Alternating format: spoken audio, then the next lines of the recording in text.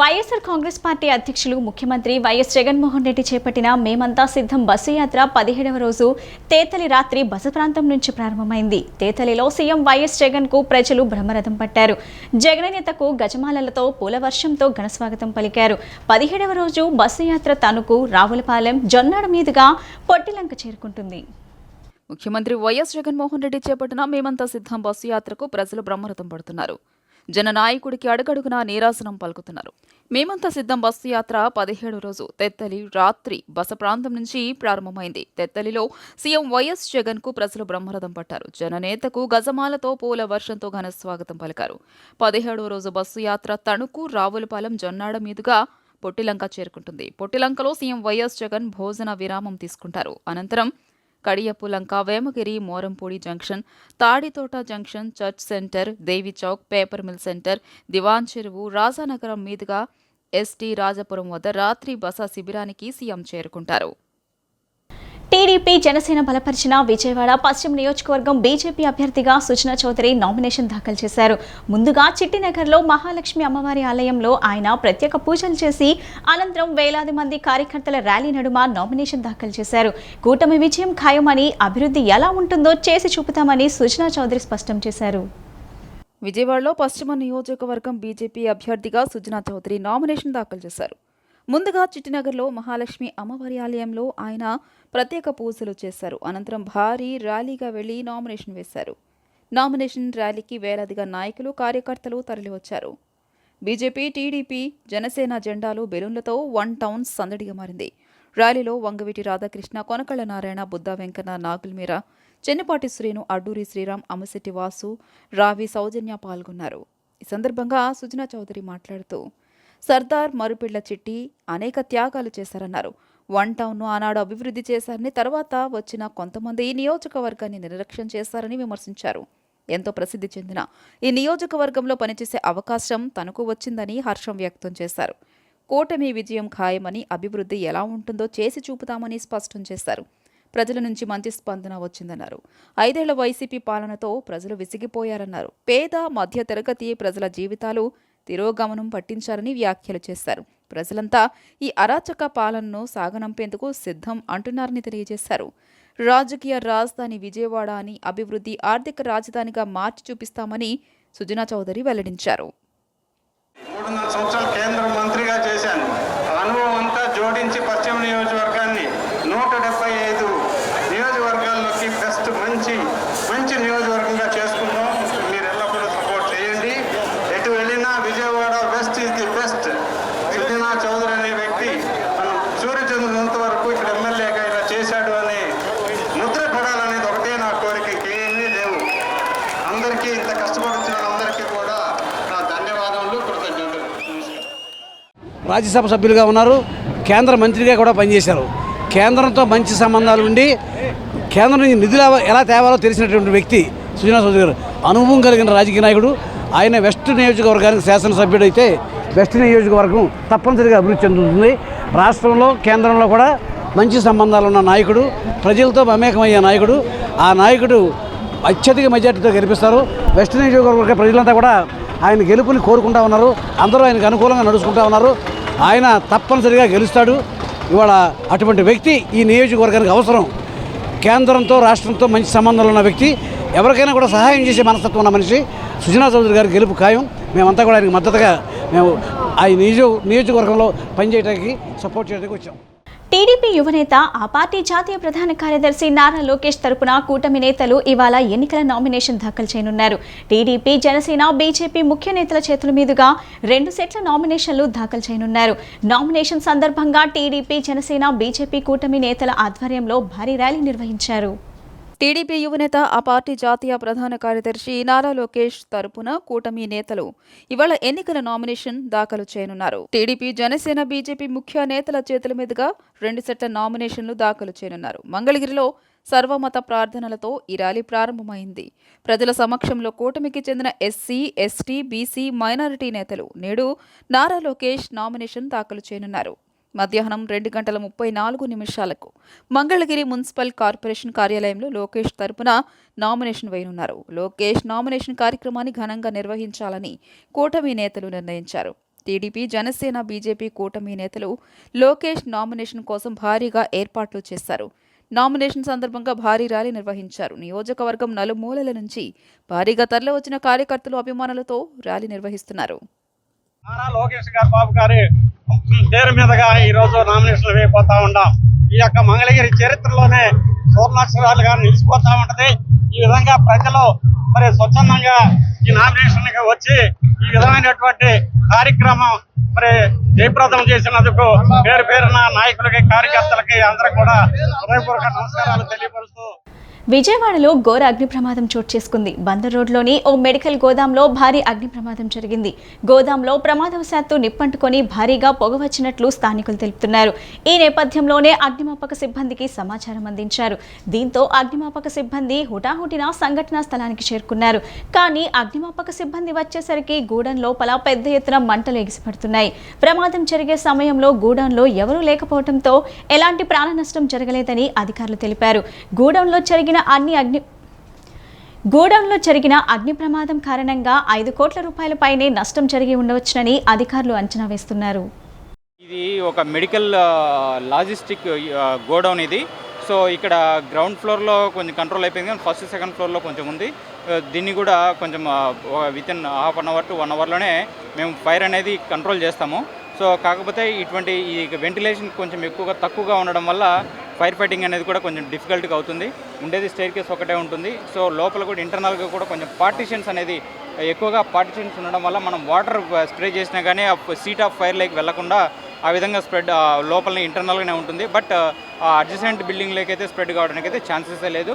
So మేము water కూడా సఫిషియెంట్గానే మనం ఇక్కడే మనోరమ హోటల్ నుంచి కూడా మనము వాళ్ళ దగ్గర ఉండేటువంటి వాటర్ సోర్స్ని కూడా మనం ఉపయోగించుకొని సఫిషియెంట్గా 5 వెహికల్స్ తోటి ఫైర్ ఫైటింగ్ అనేది చేస్తాం. ప్రజాప్రభుత్వం రావాలంటే సీఎం వైఎస్ జగన్మోహన్ రెడ్డిని తిరిగి ముఖ్యమంత్రిని చేయాలని రాష్ట్ర గృహ నిర్మాణ శాఖ మంత్రి, పెనమలూరు నియోజకవర్గం ఎమ్మెల్యే అభ్యర్థి జోగి రమేష్ అన్నారు. ప్రజలు కోరిన విధంగానే జగనన్న పాలన చేసి అనేక సంక్షేమ పథకాలు పేదలకు అమలు చేశారన్నారు. అక్క చెల్లెమ్మలకు ఇల్లు ఇచ్చి గృహ యజమానులను చేశారని తెలిపారు. పేద మధ్యతరగతి కుటుంబాలు ఆనందంగా ఉండాలంటే తిరిగి జగనన్నను గెలిపించుకోవాల్సిన బాధ్యత ప్రజలపైనే ఉందని అన్నారు. పెనమలూరు గ్రామంలో మంత్రి, పెనమలూరు నియోజకవర్గ ఎమ్మెల్యే అభ్యర్థి జోగి రమేష్ నిన్న ఎన్నికల ప్రచారం నిర్వహించారు. ఇంటింటికి వెళ్లి ప్రజలను ఓట్లు అభ్యర్థించారు. ఈ సందర్భంగా ఆయన మాట్లాడుతూ ప్రజలు కోరిన విధంగానే జగనన్న పాలన చేసి అనేక సంక్షేమ పథకాలు పేదలకు అమలు చేశారన్నారు. అక్క చెల్లెమ్మలకు ఇళ్లు ఇచ్చి గృహ యజమానులను చేశారని తెలియజేశారు. పేద విద్యార్థులకు కార్పొరేట్ విద్య అందుబాటులోకి తీసుకువచ్చారన్నారు.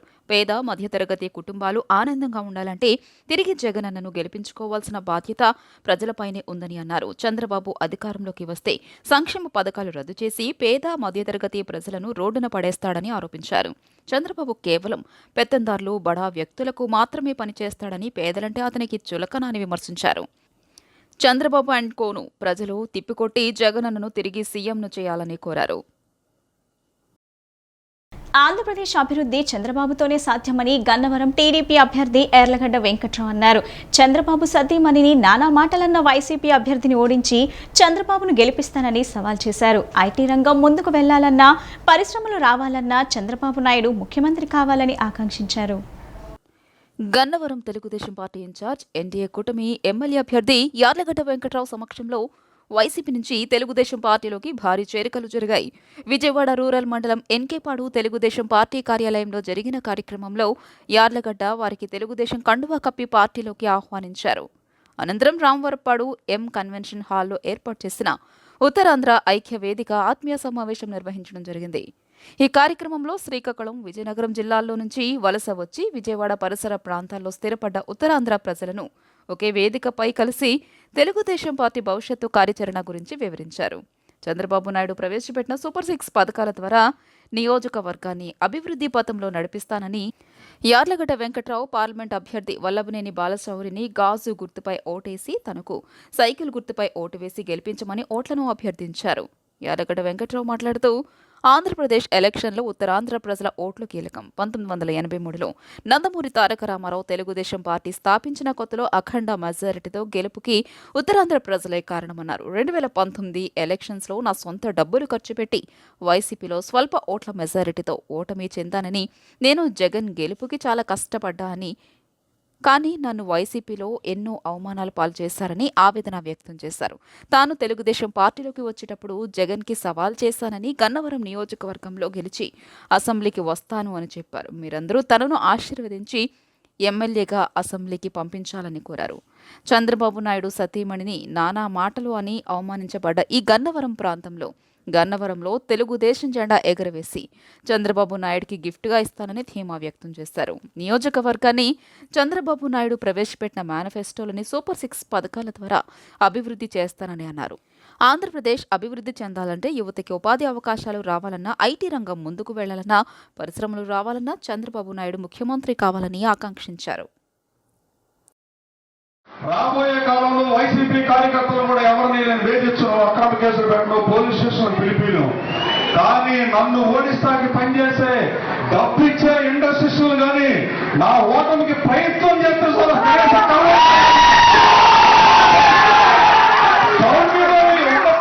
ఇప్పుడు కాదు. నేను 89 కోట్లు నా కష్టార్జితంతో రాజకీయాల్లోకి వచ్చా. పావులను రూపాయి తీసుకురాలా నేను రాజకీయాల్లోకి. నా కష్టార్జితాన్ని ప్రజాసేవ మొక్కుతూ ప్రజలకు మంచి చేయాలనే ఉద్దేశంతో ప్రజాసేవలో పాల్గొంటే పాలసీ మ్యాటర్తోనే ప్రజల జీవితంలో మార్పు తేవలసిన ఏకైక లక్ష్యంతో రాజకీయాల్లోకి వచ్చా. ఏడీసీసీ బ్యాంకుని అక్కడ పెట్టినప్పుడు మీ గన్నవరం నియోజకవర్గాన్ని, మా నియోజకవర్గాన్ని చంద్రబాబు దొంగ మాటలను రాష్ట్ర ప్రజలు నమ్మే స్థితిలో లేరని వైఎస్ఆర్సీపీ బందరు ఎంపీ అభ్యర్థి సింహాద్రి చంద్రశేఖరరావు, వైఎస్ఆర్సీపీ గన్నవరం నియోజకవర్గం ఎమ్మెల్యే అభ్యర్థి వల్లభనేని వంశీమోహన్ చెప్పారు.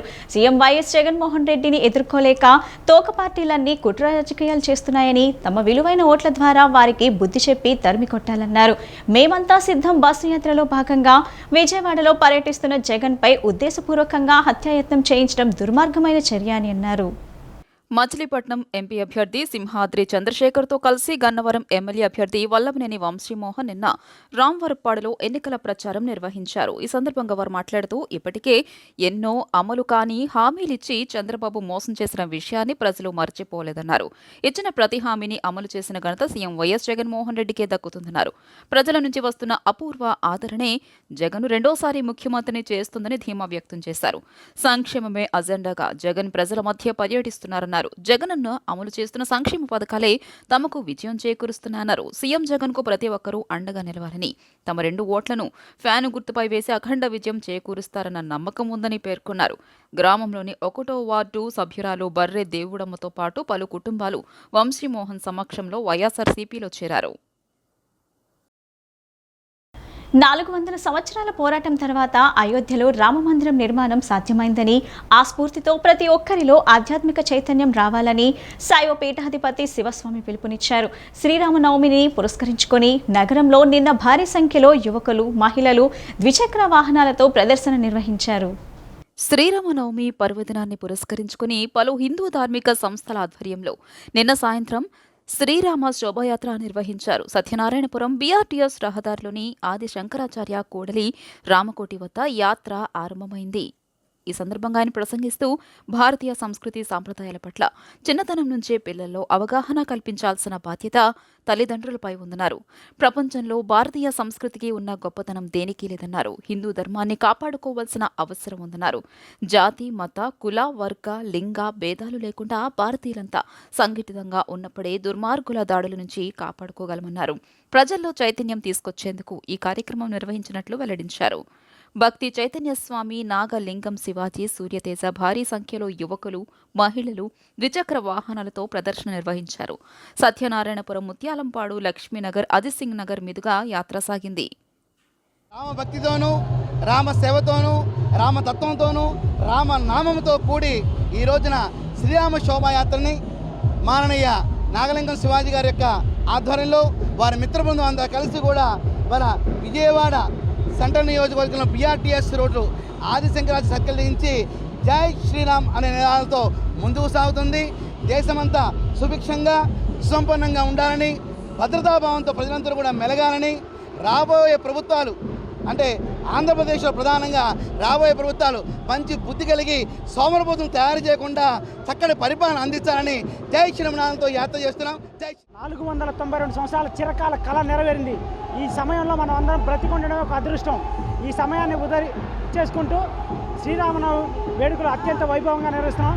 దాంట్లో భాగంగా విజయవాడ మహానగరంలో కొన్ని వేల మందితో బైక్ ర్యాలీ నిర్వహించడం జరిగింది. ధన్యవాదాలు. జై శ్రీరామ్. నేటి నుండి ప్రారంభం కానున్న నామినేషన్ల స్వీకరణకు అన్ని ఏర్పాట్లు పూర్తి చేశామని కృష్ణా జిల్లా కలెక్టర్ డీకే బాలాజీ తెలిపారు. నిన్న కలెక్టరేట్లో ఏర్పాటు చేసిన మీడియా సెల్లో ఆయన మీడియాతో మాట్లాడారు.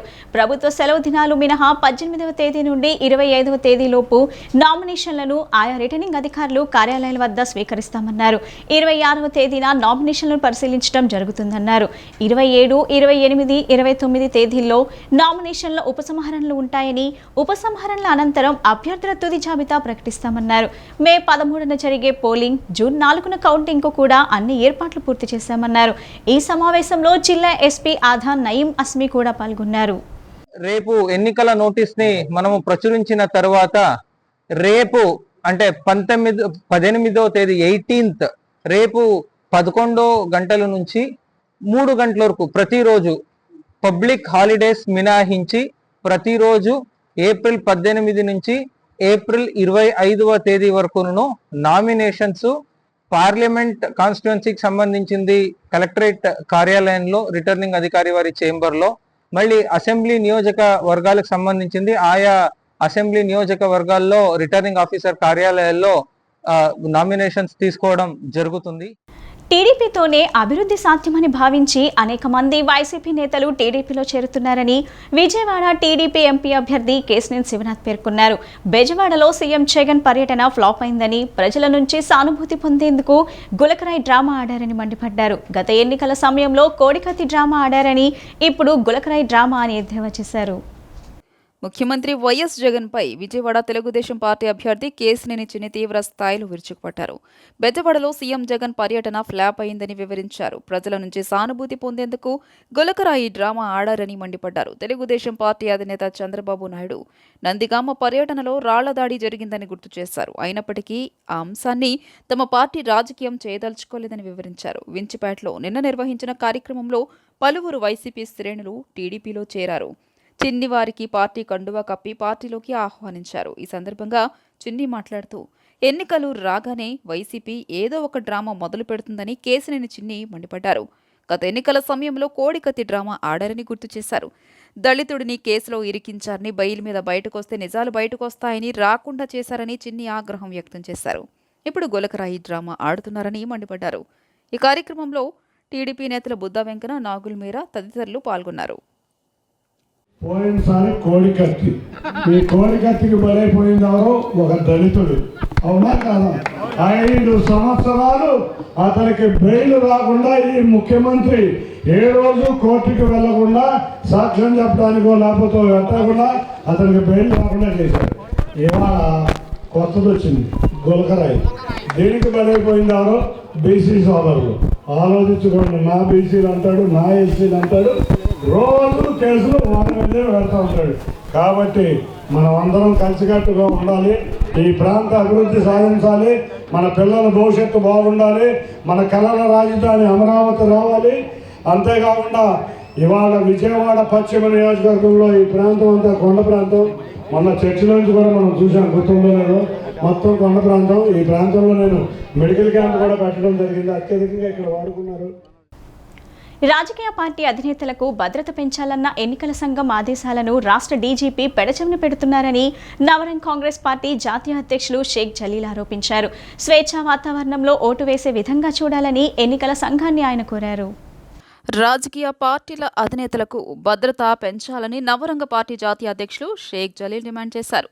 గాంధీనగర్లో హోటల్లో నిన్న విలేకరుల సమావేశం నిర్వహించారు.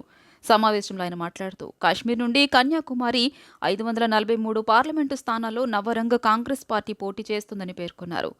ఏపీలో అన్ని అసెంబ్లీ, పార్లమెంటు స్థానాలకు పోటీ చేస్తున్నట్లు తెలియజేశారు. ఎస్సీ, ఎస్టీ, మైనారిటీలు, సామాన్యులకు చట్టసభల్లోకి పంపాలి అనే లక్ష్యంతోనే తాము పనిచేస్తున్నట్లు స్పష్టం చేశారు. బ్యాలెట్ ద్వారా ఎన్నికలు జరగాలని తాను కోరుకుంటున్నట్లు, దీనిపై ఇప్పటికే కేంద్ర ఎన్నికల కమిషన్ను కలిసి వినతిపత్రం అందజేశామని కోరారు. ఈవీఎంల ద్వారా ఎన్నికలు జరిగినప్పుడు కేవలం అధికార పార్టీలో ఉన్నవారు మాత్రమే గెలుపు సాధిస్తున్నారు. ప్రతి సామాన్యుడు స్వచ్ఛందంగా, స్వేచ్ఛగా ఓటు వేసేలా ఈసీ చూడాలని కోరారు. తనకు రక్షణ కల్పించాలని ఎన్నికల కమిషన్ ఆదేశించినా చెప్పినా రాష్ట్ర డీజీపీ పెడచెవిన పెడుతున్నాడని మండిపడ్డారు. మా నవరంగ్ కాంగ్రెస్ పార్టీ కేంద్ర ఎన్నికల సంఘం Rahul Sharma principal secretary of ఇండియాని కలిసి మెమోరాండం కూడా ఇవ్వడం జరిగింది. అదేవిధంగా ఆంధ్రప్రదేశ్ రాష్ట్రంలో ఎలక్ట్రల్ ఆఫీసర్ ముఖేష్ కుమార్ మీనా గారిని కూడా కలిసి ఈ రాష్ట్రంలో మద్యాన్ని అదేవిధంగా డబ్బు ప్రభావాన్ని తగ్గించాలి, ప్రతి కామన్ మ్యాన్ ఓటు స్వచ్ఛందంగా వేసే విధంగా కార్యాచరణ చేయండి అని వినతి పత్రం ఇవ్వడం జరిగింది. అదేవిధంగా ఇచ్చాపురం నుంచి తడ వరకు పలమనేరు వరకు రాష్ట్రంలో మరి ఇంటెలిజెన్స్ వ్యవస్థ పూర్తిగా విఫలమైంది. ఎందుకంటే ఒక ముఖ్యమంత్రి మీద ఒక రాయి విసర్చడం అంటే అది ప్రజాస్వామ్యాన్ని అపహాస్యం చేసే విధంగా ఉంది. అదేవిధంగా రాజకీయ పార్టీల అధ్యక్షులకు కూడా రక్షణ కల్పించాలని రాష్ట్రంలో ఎండలు టారెత్తిస్తున్నాయి. గత 4-5 రోజులుగా శాంతించిన భానుడు మళ్లీ తన ఉగ్రరూపం చూపిస్తున్నాడు. ఈ రాష్ట్రంలో రాగల 3 రోజులు 2 నుంచి 3 డిగ్రీ సెంటీగ్రేడ్ల వరకు అధిక ఉష్ణోగ్రతలు నమోదయ్యే అవకాశం ఉందని వాతావరణ కేంద్రం ప్రకటించింది. అనేక మండలాల్లో తీవ్ర వడగాల్పులు వేస్తూ జనాన్ని బెంబేలెత్తిస్తున్నాయి. విజయవాడ నగరంలో గత 2 రోజులుగా 40 డిగ్రీల పైనే ఉష్ణోగ్రత నమోదవుతుంది. నగరవాసులు అధిక వేడికి ఉక్కపోతతో అల్లాడుతున్నారు. రాష్ట్రంలో బానుడి బగబగలు కొనసాగుతున్నాయి. రోజురోజుకు మరింత తీవ్ర రూపం దాలుస్తున్నాయి. పలుచోట్ల 42 నుంచి 45 డిగ్రీలకు పైగా అత్యధిక ఉష్ణోగ్రతలు నమోదవుతున్నాయి. సాధారణం కంటే 3 నుంచి 6 డిగ్రీలు అధికంగా ఇవి రికార్డు అవుతుండటంతో అనేక మండలాల్లో తీవ్ర వడగాల్పులు వీస్తున్నాయి. జనాన్ని బెంబెలెత్తిస్తున్నాయి. విజయవాడ నగరంలో గత 2 రోజులుగా 40 డిగ్రీల పైన ఉష్ణోగ్రత నమోదవుతోంది. నగరవాసులు అధిక వేడి ఉక్కపోతతో అల్లాడుతున్నారు. రాష్ట్రంలో భానుడి ప్రతాపం ఉంటుందని అన్ని ప్రాంతాల్లో 40 డిగ్రీల ఉష్ణోగ్రతలు నమోదవుతున్నాయని విశాఖ వాతావరణ కేంద్రం అధికారికంగా వెల్లడించింది. కోస్తా తీరానికి దగ్గరగా ఉన్న ప్రాంతాల్లో సాధారణ ఉష్ణోగ్రత నమోదు అవుతాయని, వడగాల్పుల తీవ్రత ఉంటుందని తెలిపారు. ఉదయం 11 గంటల నుంచి మధ్యాహ్నం 3 గంటల వరకు అప్రమత్తంగా ఉండాలని, అత్యవసరమైతేనే బయటికి రావాలని ప్రజలకు వాతావరణ కేంద్రం సూచించింది. సమ్మర్ సీజన్ సందర్భంగా విజయవాడ నగరవాసులు ఆటవిడుపు కోసం విజయవాడ విద్యాధరపురం వేదికగా జైపూర్ పింక్ ప్యాలెస్ ముఖద్వారంతో ఎగ్జిబిషన్ నిర్వహిస్తున్నట్లు ఎగ్జిబిషన్ నిర్వాహకులు గరిమెళ్ల విద్యాశ్రీ నన్నయ్య చౌదరి తెలిపారు.